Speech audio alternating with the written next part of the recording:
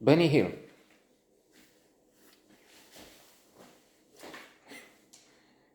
Benny Hill was an excellent comic in, was it 70s? However, I'm not sure about the present. Comedians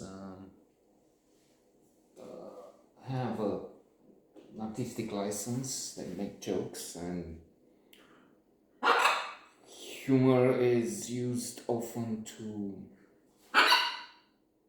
incriminate is not the word, but expose some bad behavior, make it laughable, and thus often reprehensible, objectionable. But there's a fine balance sometimes. The latest example I've read about it involves Ricky Gervais in the middle of controversy quite often, but he's not the only one.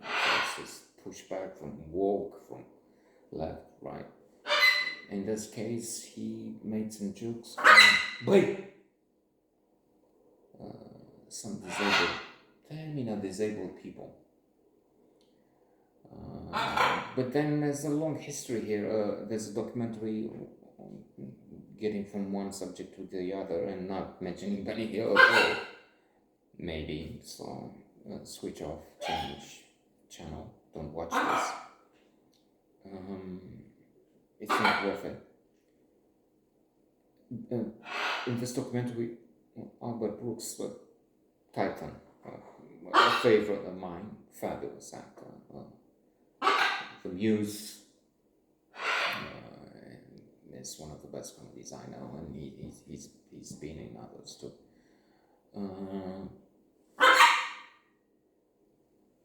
What's that, breaking news, or with the news and Holly Hunter and William Hurt, again, wonderful. Nominated for an Oscar for supporting role in that. So Albert Brooks,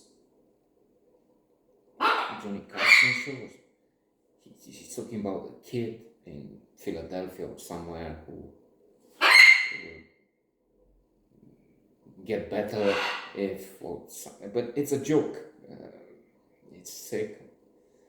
So anyway, Ricky Gervais makes these jokes, but that's just a character. He says in response, I'm not going to. They're like hecklers, those people. But there was a mother of a child who had some of those cancer, early disease, and she's using this offense and insult and so on. So you have. I was going to say two views on the multiple angles, points of view. What Canadian can and cannot do, if it's alright. Baldy, did he say? Gervais? So trying to come back to Benny Hill, well, he slaps this man, this bald man, on the head, most often. Again, reminding me of Manuel in Fawlty Towers, the waiter abused by Fawlty, aka John Cleese. One of the best comedy series ever, in my view, but then maybe cancel it because at times he's very oppressive, joking, and Fawlty is not the hero. He's not someone we take as a role model. On the contrary, so that, again, it's that role of exposing how silly, how ridiculous this man is. And Manuel, let me explain. So he takes a spoon and hits Manuel on the head. But other times he is extremely amusing, pompous when that woman doesn't hear. But then she's also not using the hearing aid properly. She's also abusive with the vase that was stolen, that was not stolen. She's getting things. Well, I'm not happy with this. As for Rumudov, and what did you expect? The hanging gardens of Babylon? What I mean, you see Tolkien.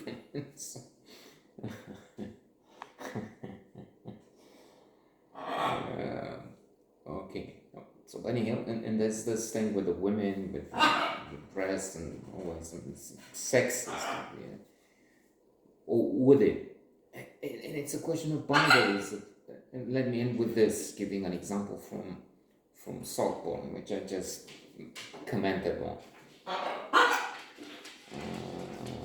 Quite a phenomenon. But then you have two shocking scenes, at least, in the line with the peach, fucking the peach in what, masturbate, in Call Me By Your Name. So Felix and Quick is the name. Very cool.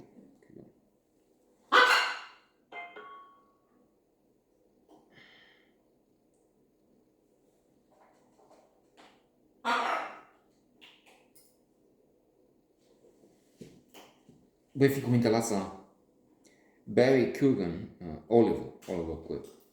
So Felix is masturbating in his mansion, in his palace, in a bathroom,